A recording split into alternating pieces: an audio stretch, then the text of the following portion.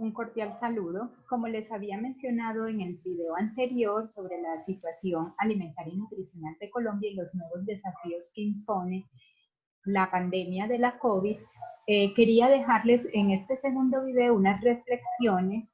frente a unos elementos que nos pueden ser útiles para repensar las políticas y programas de alimentación y nutrición. Entonces veníamos hablando de un panorama bastante preocupante en el cual hay unos desafíos en términos alimentarios y nutricionales, en primera instancia porque hay un grueso de la población, un gran porcentaje de los hogares en Colombia, al menos la mitad, según los datos que tenemos de 2015, que son los más recientes que tenemos, que están en inseguridad alimentaria. Entonces, sumado al hecho de que la mitad de los hogares se encuentran en inseguridad alimentaria, encontramos que sus miembros en gran medida están abocados al fenómeno de la doble carga de la malnutrición. ¿Qué es esto? Que encontramos asuntos del déficit en el estado nutricional que se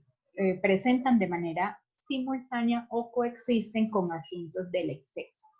Hablábamos que en los menores de 5 años, así como hay retraso en el crecimiento, ya también hay un porcentaje importante que está sufriendo en niños y niñas menores de 5 años exceso de peso. Y que a medida que se transita en el curso de vida, cuando ya observamos lo que sucede en la población de 5 a 12 años, vemos que esa brecha es mucho más amplia. O sea, un porcentaje tiene retraso en el crecimiento un poco menor respecto a los niños menores de 5 años, pero ya se observa de manera más importante cómo se instala el exceso de peso en un porcentaje bastante considerable de esta población escolar y adolescente. Cuando analizamos lo que sucede en la población adulta mayor de 18 años, el panorama todavía es más preocupante porque más de la mitad de los adultos tienen exceso de peso. Y en la población adulta mayor, esta cifra llega a ser del 60% versus el 2.8% de déficit. También se presentan deficiencias de micronutrientes, una alta riesgo también de padecer enfermedades cardiovasculares porque también se ha observado en los diferentes grupos poblacionales alteraciones del perfil lipídico. Sí, que es un predictor, estas alteraciones del perfil lipídico predicen que puede haber un mayor riesgo para padecer enfermedades cardiovasculares. Y lo más preocupante aún es que esto ya no es un fenómeno exclusivo de los adultos, sino que se está observando que en edades más tempranas se tienen estos fenómenos. O sea, ya los niños o los adolescentes comienzan a tener colesterol alto, bajas sus HDLs, en fin, alteraciones de todos estos indicadores. Entonces, hay una generalizada situación de hambre, de inseguridad alimentaria, hay procesos o fenómenos del déficit y que se presentan de manera conjunta con el exceso, además de otros factores de riesgos que por asuntos del tiempo no logré conversar en el video anterior, pero tienen que ver con la baja actividad física, con comportamientos sedentarios, con el consumo de alimentos ultraprocesados, básicamente alimentos altos en azúcares, grasas, los que llamamos calorías vacías, que aportan básicamente energía, pero muy poca o baja densidad nutricional, es decir, aportan muy pocos minerales, vitaminas, proteínas, pero sí tienen un alto contenido de calorías. Estos alimentos además son adictivos, la mayoría de ellos producen saciedad y compiten con el consumo de alimentos más naturales o mínimamente procesados, que son a los que deberíamos acudir en gran medida para tener nuestra alimentación diaria y sobre todo de los niños, niñas y adolescentes, que son los que están instalando en estas edades los hábitos que van a tener durante toda la vida. Muy bien, entonces, un primer aspecto que les quería comentar es que hicimos un rastreo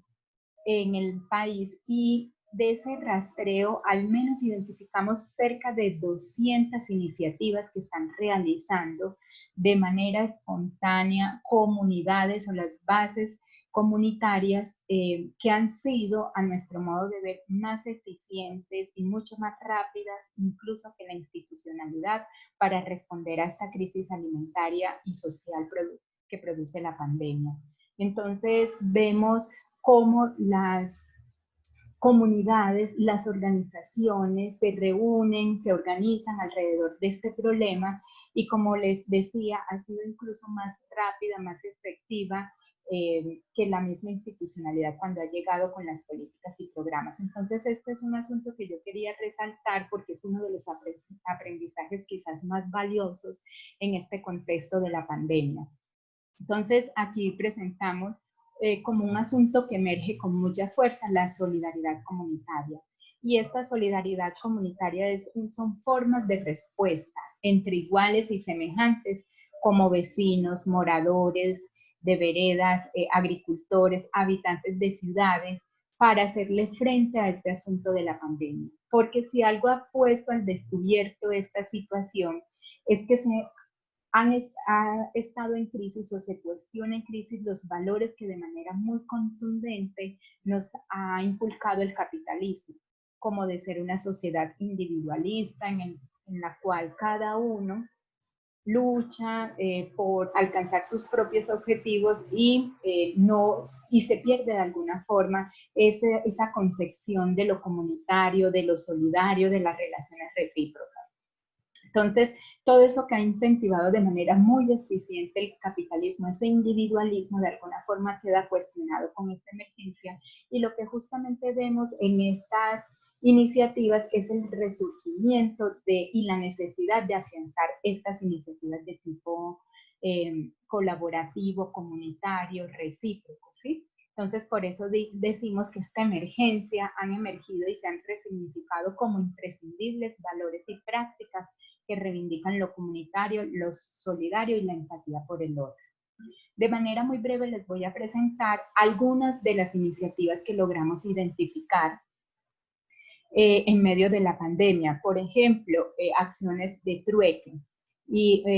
que se daban de manera espontánea. Esta, por ejemplo, sucedió en plena ciudad, en la ciudad de Medellín, pero también la donación de alimentos por parte incluso de las instituciones, en este caso de la policía. Intercambios de alimentos, esta se dio en Boyacá, como ustedes observan en la plaza de los pueblos, los agricultores, los productores pusieron a disposición de todas las personas, y aquí se dio un vínculo muy interesante, muy bonito entre la zona urbana y rural para donar todos estos alimentos que tenían en su producción y en cosecha. O iniciativas como la olla comunitaria, esta se dio en Santa Marta, donde las mujeres se organizaron, recibieron alimentos donados y prepararon alimentos para entregarlos ya servidos a la población más vulnerable. Bueno, los organismos internacionales como la CEPAL, la FAO, OSPAN, nos están hablando que con esta emergencia, adicional a los grupos vulnerables que ya teníamos identificados porque históricamente han sido los excluidos de todos los procesos sociales y económicos, con mayor contundencia e importancia se tienen que tener en cuenta los grupos que aquí les presento, como de mujeres, indígenas y afrodescendientes, personas de estratos bajos, las personas en situación de calle, niños y niñas, jóvenes, personas mayores, pobladores rurales, personas con discapacidad, las trabajadoras domésticas, y de manera también muy importante los trabajadores informales, que por el asunto del confinamiento sí que han perdido las poquitas formas o posibilidades de ingresos que antes tenían. Acá traigo a colación unas medidas que me parecen muy importantes que establece, por ejemplo, Oxfam, sobre qué deberían hacer los estados, los gobernantes, para reducir la carga tributaria en los hogares empobrecidos. Yo les comentaba en el primer video que paradójicamente los hogares de estratos bajos y medios son al mismo tiempo, además de ser los con más bajos recursos, los que al mismo tiempo pagan más impuestos por los bienes y servicios que consumimos, por impuestos como el IVA, por ejemplo, ¿cierto? Que es el más extendido. Entonces, esta organización, por ejemplo, dice que hay que reducir a cero los impuestos al consumo de productos de uso sanitario y canasta familiar, o sea, todo lo que tenga que ver con productos de salud, de la canasta familiar, suprimir los aranceles a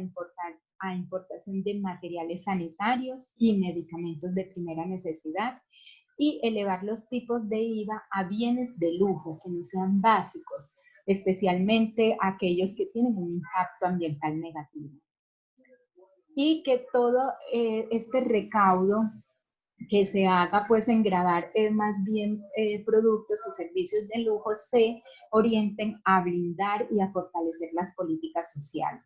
Pero un asunto muy importante también que ellos dicen es reducir la regresividad de la estructura fiscal. Como les decía, los impuestos directos deberían estar más orientados a aquellos consumos o aquellas personas que tienen ingresos altos, que tienen propiedad, ¿sí? Y aliviar, por el contrario, la carga tributaria de los sectores económicos más vulnerables, y especialmente aquellos que tienen ocupación en la agricultura familiar y campesina, las pequeñas microempresas y las mujeres emprendedoras, que deberían ser estos sectores los que deberían recibir los mayores alivios tributarios. Por el contrario, ellos plantean que hay que tratar de poner impuestos a las grandes fortunas y de manera progresiva entre el 2 y el 3,5% en cada país a patrimonios que superen el $1.000.000.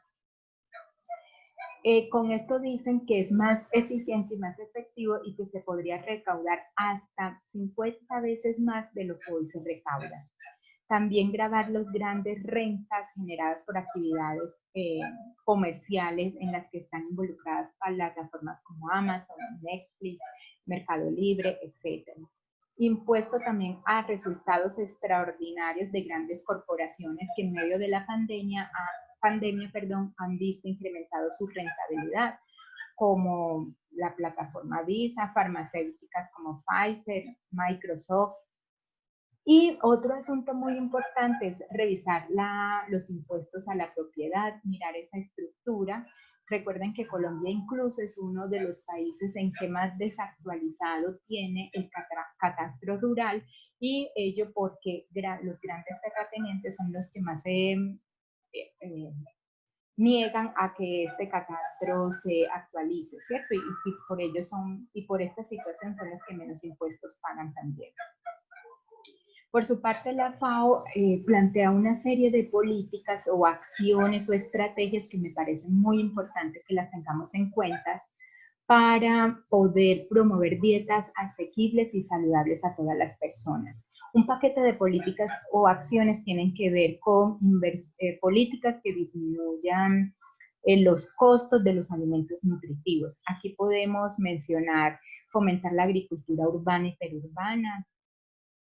invertir en investigación, evitar impuestos a los alimentos nutritivos y, por el contrario, gravar aquellos que no son tan nutritivos como las bebidas azucaradas. Recuerden que Colombia ha tratado de hacerlo, no con la fortuna de lograrlo, no ha sido exitosa en esto porque muchos intereses se conjugan ahí y no hemos logrado ponerle impuesto a las gaseosas, a las bebidas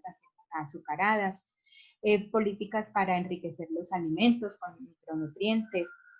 invertir en redes de carretera, transporte, infraestructura, entre otras. Otras políticas complementarias que ellos plantean para promover dietas saludables son aquellas que es formular reglas para la industria alimentaria, el asunto de la publicidad que es tan lesiva, que es la que consumen la mayoría de los niños y niñas, y ahora que están expuestos más a los aparatos electrónicos, y eso induce y lleva al consumo mayor de ultraprocesados. Formular políticas que apoyan la educación en materia de nutrición, políticas de apoyo al consumo sostenible de alimentos y a la reducción del desperdicio. Otro tipo de políticas están orientadas al consumidor. Hoy en día se está hablando con mucha fuerza sobre construir y consolidar una ciudadanía alimentaria. No somos meros consumidores de manera autómata o apolítica, sino que el consumidor hoy en día debe estar consciente que las elecciones que hace tienen implicaciones políticas, económicas y ambientales. Entonces, comprarle a una gran superficie, por ejemplo, a un supermercado, tiene una implicación diferente que comprarle, por ejemplo, al campesino de manera directa, ¿cierto?